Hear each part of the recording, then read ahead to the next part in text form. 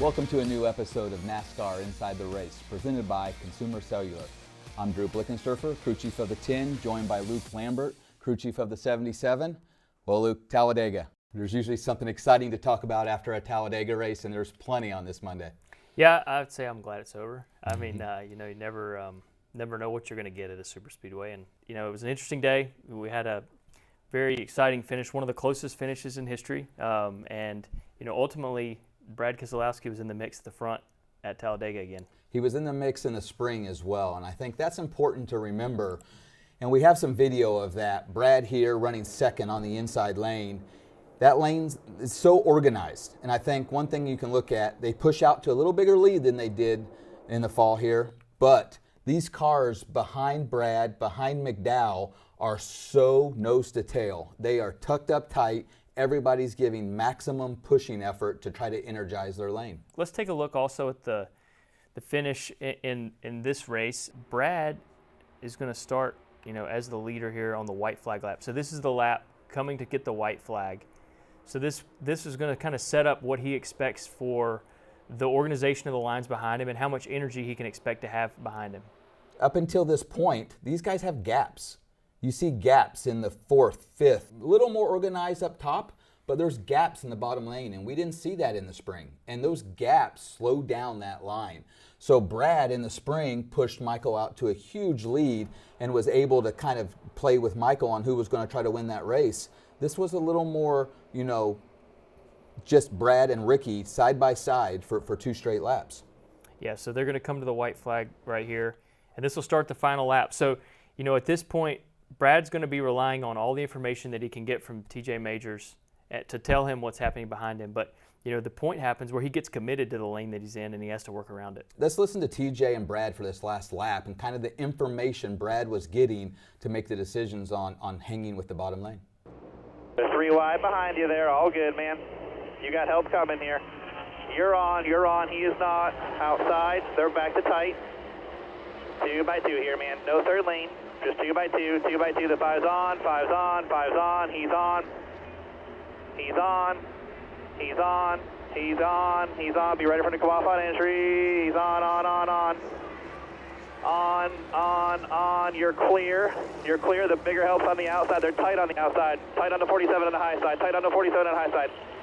Here they come. Back outside you. Here's your help. Here comes your help here. Outside only, the 47.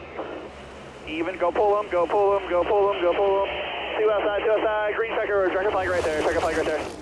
So after listening to TJ Majors kind of talk through what happened on that last lap and all the information he was giving Brad, let's take a look at the SMT data that we have here that walks through the whole lap, and this data trace has some information for what Brad was doing inside the car. Yeah, this is stuff that we're lucky enough to see, Luke, throughout the event, and it's basically giving all the inputs the driver is doing while he's in the car.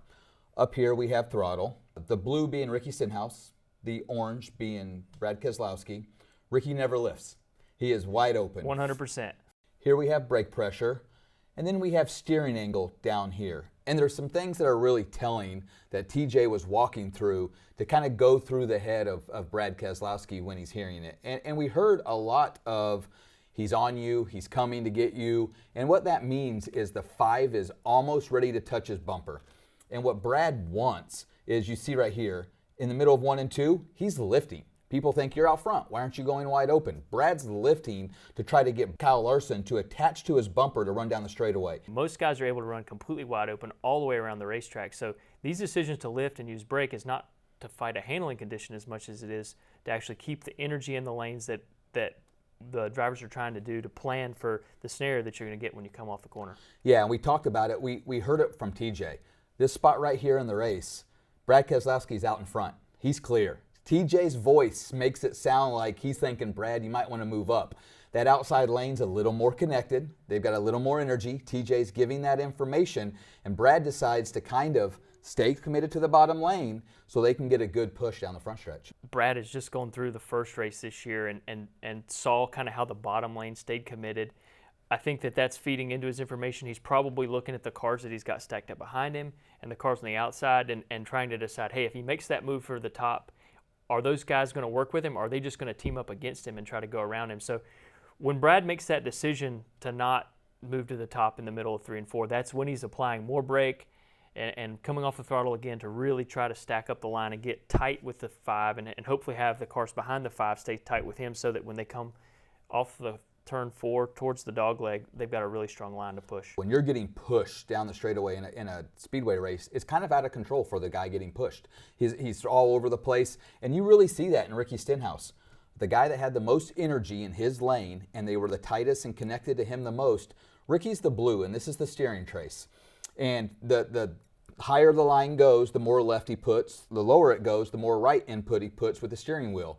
He's doing a lot of seesawing back and forth with the steering wheel, which probably means the 24 is attached to his bumper. He's getting pushed harder than Brad Keselowski. Brad's line, the orange one, looks fairly normal. And the 5 is a little off of the 6, and that's the difference in .006. Yeah, I mean, it is so incredibly close. And if you can imagine, if you just could move the start-finish line 50 yards one way or the other, you could have a different result. So, you know, everybody's trying to do everything they can, and then by the time you get to the dogleg, you've somewhat committed to your plan, and you just have to stay with the line you're running and hope it works. All of that stuff we just broke down equaled only the 3rd closest this season. So we've had some crazy races in 2024. And it wouldn't be Talladega without the big one.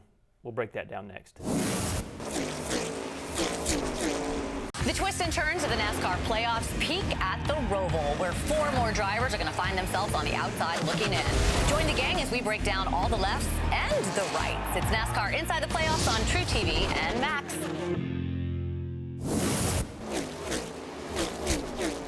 So Talladega is known for the big one. We certainly had that. But let's look at some of the races leading up to it, where I think a lot of us thought it might happen earlier. No doubt. We saw some 4-wide racing that lasted way longer than we're used to seeing at Talladega, and I think a lot of us thought this was the moment that it was going to happen. Yeah, when you see 4 wide at this moment, some guys are saving fuel, some guys aren't. So when you have people on different strategies, their agendas don't always line up with the guy in front of them or behind them when they're pushing them and trying to get out of line. So big moment right there for the 10. I noticed that it made my heart sink a little bit, but luckily they kind of fanned out and we were able to have some room. A little room right here goes a long way when the car gets sideways. When everybody gets committed wide open and it starts pushing more energy, it makes the bottom lanes become more dominant. So that did drive some of the 4-wide racing that we saw, and it seemed to go longer than what we've seen in the past. Potentially some of the new aero changes that were made to help with liftoff speeds might have put some more stability in the cars and allowed them to run closer for longer. Everybody's looking for a win at Talladega, and the closing laps, we have the big one. Yeah, you know, 2 things happening here. Just like you said, everybody's wide open. You've got 2 really powerful lanes pushing really hard, and then the 38 car gets in the mix. He comes around as a lap car, and the field has to navigate around him while trying to push really, really hard and stay committed to the lines that they're working with. And you see the 38 right here. He's kind of about 10th, 11th in running order right now with the rest of the field, but everybody's trying to snake around him on the outside and keep the throttle down. Yeah, that's right. We're about halfway down the backstretch right now, and these cars that have just passed him up towards the front of the field are going to start creating a big stack up that we're going to have to deal with. Yeah, you see him nose to tail, creates Brad Keselowski to have a huge run on Austin Cindric, gets him at a vulnerable spot entering turn 3, and it sends Austin around, and then Calamity Corner right there in turn 3. Let's take a look at another view of what we were just describing. So this is the front view of what we were just looking at with the 38 cars. The field tries to navigate around him. Yeah, and what you can see is from the view we saw earlier, from the side view, it looked like everybody was orderly, and they were just, looked like pace laps. But what you can see from this view is the inside line is very snaked around to get around the 38, and the outside lane, it looks like chaos. They're just, wherever there could be, there's a car, and that created, some people slowing their speed and some people gaining speed based on the draft they're getting from the car behind them, and that creates that stack up. People get together, and then when you have multiple cars touching nose to tail, usually someone comes out on the bad end of the stick. Yeah, the problem here is the guys that are leading the lines, they're able to figure out kind of what's happening in 1-2 cars behind them. But when you have 2 lanes that are so compressed front to back, and then there's a lap car impacting how the lanes can be shaped 4 or 5 rows back, now the guys in the front can't really tell where they need to place their cars to make the lanes stay straight. So the fact that the lanes weren't straight ultimately ends up being what makes the stack up cause the crash. So that's what caused the big wreck. Now let's look at the aftermath. So this was rough for a whole lot of guys. We saw a lot of guys stuck. multiple cars unable to move. This really was a difficult situation for NASCAR and the teams to try to navigate. There were so many cars that were heavily damaged. Just assessing what was going on was a difficult challenge for everyone.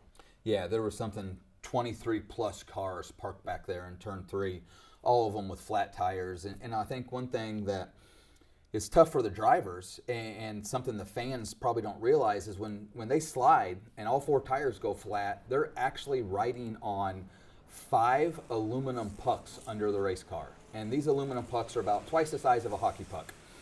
And when the car is laying on those, it's like on ice. They can't steer, they can't brake, and they can't throttle up. So when you're sliding sideways and you see a car wrecked in front of you, you have nothing to do but hit it. This created a lot of chaos for NASCAR and the teams to handle, being that number of cars all at once, and then dealing with the problem of not being able to drive them back and deciding which ones were the best ones to drive back and which ones weren't. You know, ultimately I think it was a challenge to just kind of weed through and establish a priority for who to get back to pit road. Yeah, I think in a situation like this, we saw in Kansas a DVP possible issue. We saw in Talladega a DVP possible issue. And the DVP was brought about to try to keep wrecked race cars off of the racetrack, affecting the race with more cautions, costing the team owners money, bringing crash repair stuff to the racetrack. And although that probably hasn't reared its ugly head as much as in the last couple of weeks, these are 2 completely different circumstances that NASCAR is trying to work through. I mean, just trying to get the race going back as quickly as possible. There's obviously somewhat of a limit of amount of time that can be spent on bringing everybody's cars back around, and NASCAR had their hands full trying to work through this one, and I think they did the best job they felt they could in the moment. Yeah, I think in this circle, you see Chase Elliott, you see Chase Briscoe, you see a lot of playoff guys in here. So the big one at lap 185, it created a lot of chaos for a lot of playoff guys, which really affected the points. Let's take a look at that next. Hey race fans, Corey the Joy here. Join Ryan Flores and myself for Stacking Pennies each week. I'll break down my race and explain what happened right out of my windshield. Plus, we award the Dogs of the Week for the best pit crews and go in-depth on all the money stops, pit road mistakes, and penalties. And we've got a ton of guests. We have SVG stopping by. We had Ricky Stenhouse after he punched Kyle Busch in the face. We've had Bubba. We've had all sorts of guys in here in the Nonsense Garage, so you do not want to miss it. Check us out on Sirius XM Channel 90, YouTube, or wherever you find your podcasts. Each and every week, Stacking Pennies. That's what's up.